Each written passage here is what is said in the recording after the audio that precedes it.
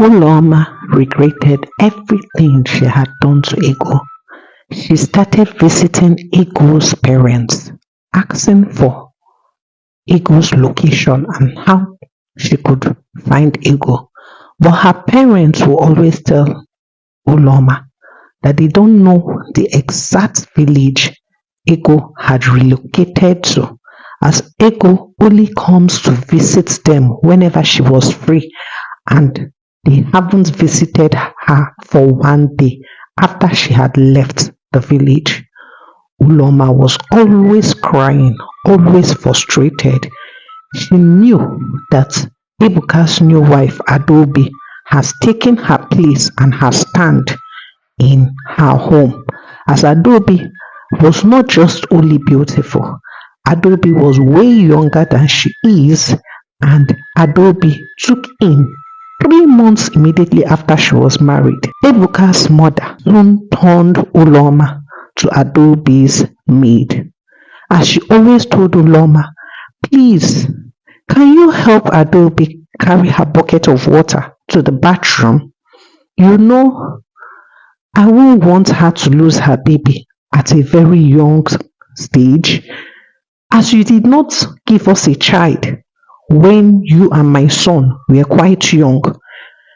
Having this baby at an old age is something we should be very careful with. So please help her carry her water to the bathroom. It won't hurt you. Even when she gives birth, it will be everyone's joy." Uloma, who carries the bucket of water to the bathroom, frowning and offended. She knew she had nothing to do. She couldn't do anything, as her mother-in-law sat down in the house like a watchdog, monitoring her every movement, guiding Adobe jealously. Adobe saw it as an opportunity to always complain of one body ache or the other. "Mama, my back is paining me. I cannot really sit well. Can you help me massage it?" Adobe will say.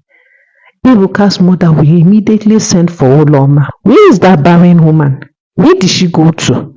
Uloma, Kebino." Uloma, who might be in the kitchen trying to fix a meal or washing clothes at the backyard, will quickly run out on hearing her name. "Mama, Mama, Mama, I'm here." "Hey, I thought you have gone to see your mother. Come and massage Adobe's back. Her back is paining her. You know, carrying a child is not easy. My dear, I know you won't understand, as you have not carried one yourself." Ebuka's mother will say, teasing Uloma for not being able to carry a child. "Please, help Adobe massage her back. Her back is paining her. Can you help us do that?"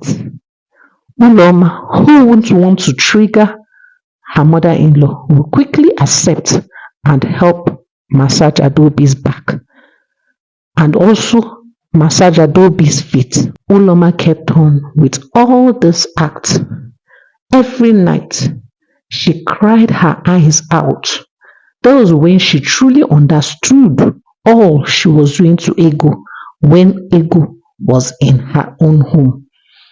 She kept on praying every night for her and Ego to cross paths. She kept on wishing she had never done all those things to Ego, as now she was reaping what she sowed. Before Adobe gave birth, Uloma became a shadow of herself, as Uloma was the person doing virtually everything in the house. Uloma wakes up as early as 4:30 a.m. to fetch firewood, fetch water, clean the house before her mother-in-law wakes up. And the moment they are waking up, Uloma will serve them breakfast. She will serve both her husband, Adobe, and her mother-in-law breakfast before they set out for the day. Uloma will also wash all the clothes in the house, as if she fails to do so, the moment her mother-in-law steps into the house, she will ask her, "Uloma, What have you been doing since? How come you haven't washed the clothes or filled the tank? Eh? It's not like you have a child that you're taking care of, or are you breastfeeding any child that you can't clean the house properly? Please, oh, I have been at peace with you, even though you didn't give me anyone. So please and please carry out these little duties effectively up until Adobe gives us a child. You can do them, right? Uloma will always tell her mother, yes, Mama, avoiding trouble from her mother-in-law. Deep down, she was so grateful. She was so grateful that her mother-in-law had pity on her and had not sent her out of the house, even though she had heard from a friend all Uloma had done to Ego when Ego was married to her brother Ugonna. Mama Ebuka promised Uloma's mother, Njideka, that she wasn't going to send Uloma out of the house. All she needed from Uloma was for Uloma to bet a child for them. Soon, the love Ebuka had for Uloma gradually reduced as his mother also told him all she heard about Uloma, how Uloma maltreated her brother's wife to the extent her brother's wife had to pack and leave the house for her. Ebuka was so shocked when he heard all those things from his mother. He even asked his wife Uloma for confirmation. He just wanted to be sure his mother wasn't painting a bad picture of his wife because she couldn't give birth.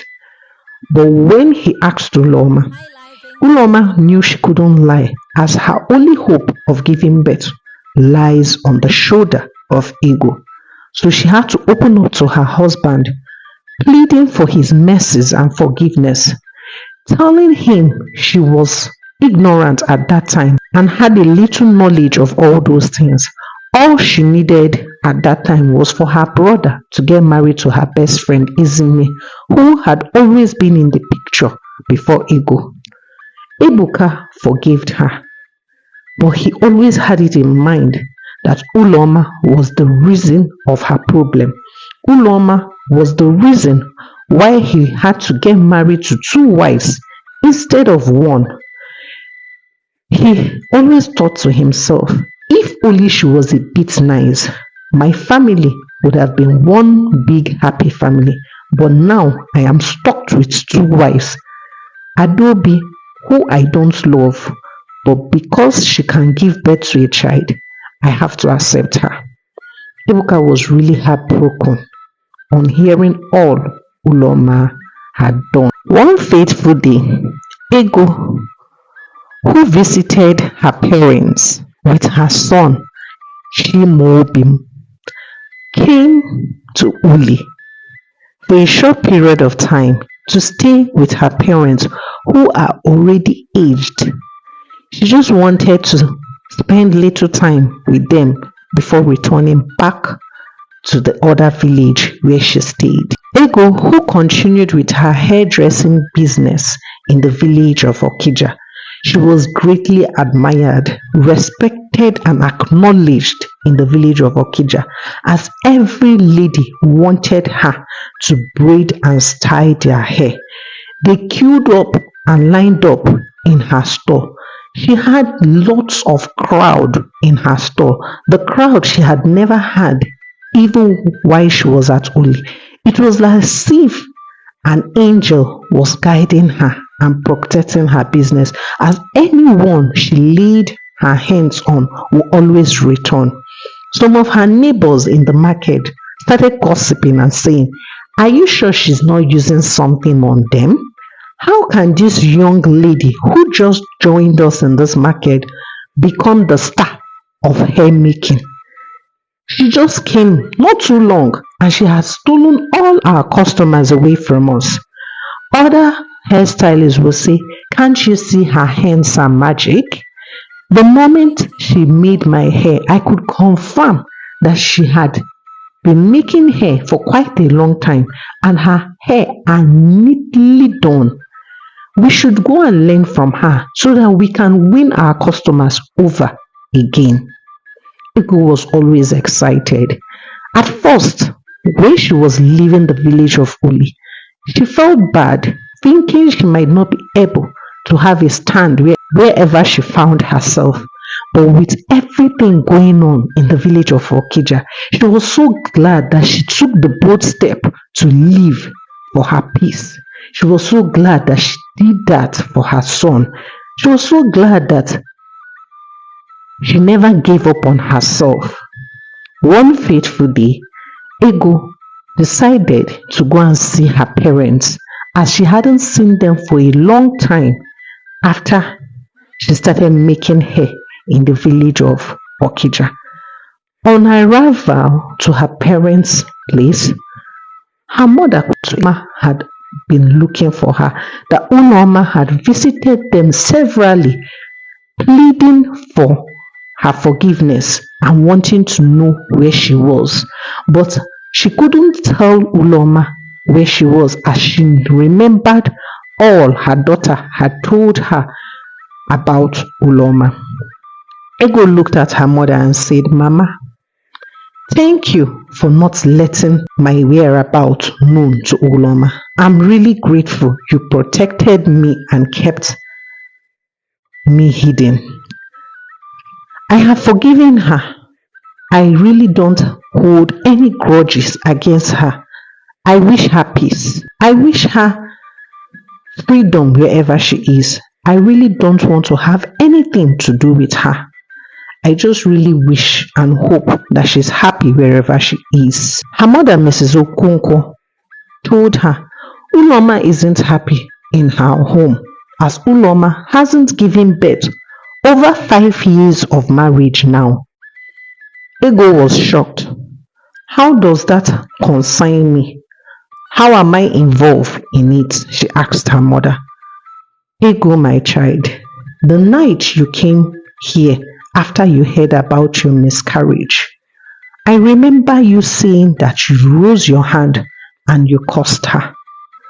So I think the gods of the land took your words and they are punishing her severely for what she had done to you." Ego felt really bad about those words she had heard from her mother, but there was no way out, as she couldn't go looking for Uloma wherever Uloma was. She just told herself that if she virtually see her, she was going to reverse the curse that she had laid on her. After the period of 7 days, Ego and her son returned back to the village of Okija, where they continued their life in peace, living like queens and princes. Ego established herself, opened a bigger saloon over a period of 3 months. Her son went to the best school in Okija, though Ego refused to get married again, as she still loved her husband Ogonna, and she told herself that she wasn't ready yet to remarry anyone. Back in the village of Uli, things were really getting difficult for Uloma. Not just that Adobe had given birth to a son, Adobe had given birth to a total of 2 kids, a son and a daughter. Mama Ebuka found it as opportunity to turn Uloma to a laughing stock. Whatsoever Uloma did to offend her, she always told her, I don't blame you. At least me, I have a child that will fight for me, and I also have a grandchild that will fight for me. Who do you have, Barry woman?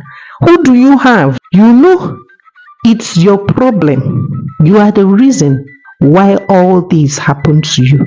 If you were nice, you would have given birth to your own child. So you better stay put. If not, I'll put you in your shoes. Come on, get out from here. Uloma will always run to her mother, crying, weeping, and asking her mother, Mama, is this how I'm going to live the rest of my life?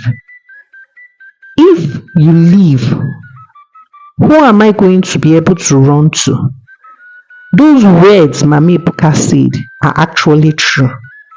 If peradventurely you leave the surface of this earth, who will be my hope? Who will be my confidence? Her mother will always tell her, don't worry. When the time is right, you're going to give birth to your own child. Hope you're still visiting Ego's family. In case one day she comes visiting them, you're going to have the opportunity to meet her and genuinely ask for forgiveness so that your issue can be reversed. Uloma told her mother, Mama, I haven't visited them in a long while, but I am going to continue going there so that in case she gets to visit one day, I will have a reason to celebrate. So Uloma continued visiting Ego's parents, pleading with them, begging them that if they had any way, any means, any trace, anything she could use to locate Ego, that she would be grateful. But Ego's parents always told her they have no idea where Ego stays or the village Ego had relocated to. One fateful day, Uloma came to do her usual begging in Ego's compound. When she sighted Ego from a distance, Ego had come to visit her parents for a short period of time. The moment Uloma saw her, she laid down flat on the floor and she started pleading with Ego. Ego, Biko, have mercy on me. Forgive all I have done to you. Please. Now I know better. Now I understood that my actions had consequences. Then I thought I was doing myself good. Please forgive me. Ego, please have mercy on me. My life is miserable. Please, I have learnt my lessons and I promise you I won't do this to anyone in the future, neither will my next generations to come repeat my mistake. Ego looked at her, wiped her tears and told her, Uloma, this day I forgive you. Ego rose her hands up and said, Uloma Okafo, I have forgiven you. May the heavens and the earth forgive you because I have forgiven you. May they grant you peace. May all your heart desires come true. May you carry your own children. May you find joy wherever you go. May your children bring you joy. Uloma kept on shouting, Ise, Ise, Ise, and Ego hugged her and told her, you can go. I have forgiven you. Uloma knelt down and thanked her greatly. Thank you, Ego, for everything you have done. So when Uloma got home that day, she tried her possible best to always meet with her husband with the belief that the curse has been lifted and soonest she was going to carry her own bundle of joy. After 3 months, Uloma took in. Her stomach was so big that everybody asked, are you sure she's pregnant with a baby? Why is the stomach this large and big? Uloma kept on believing and praying that she was going to give birth to her bundle of joy. She ignored the gossip that came with the size of her stomach. She could barely walk because of the size of her stomach. And when the time was due, Uloma gave birth to a total of 4 children, more like the heavens were paying her for the period she had not given birth. The 4 children were greatly celebrated in the village of Uli. Uloma gave birth to quadruplets. She gave birth to a total of 2 boys and 2 girls. Mama Ebuka, who once insulted her and called her barren, could not see anything, as she has used her own eyes to witness the pregnancy and giving birth of the children.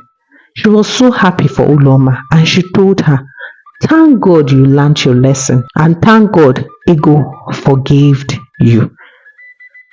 Uloma was so grateful. As her children grew up, she taught them never to look down at anyone. Thank you very much for listening to the story of the day. It's your favorite storyteller, Zika. Please do not forget to check our previous story. Till we meet again in our next. Bye for now.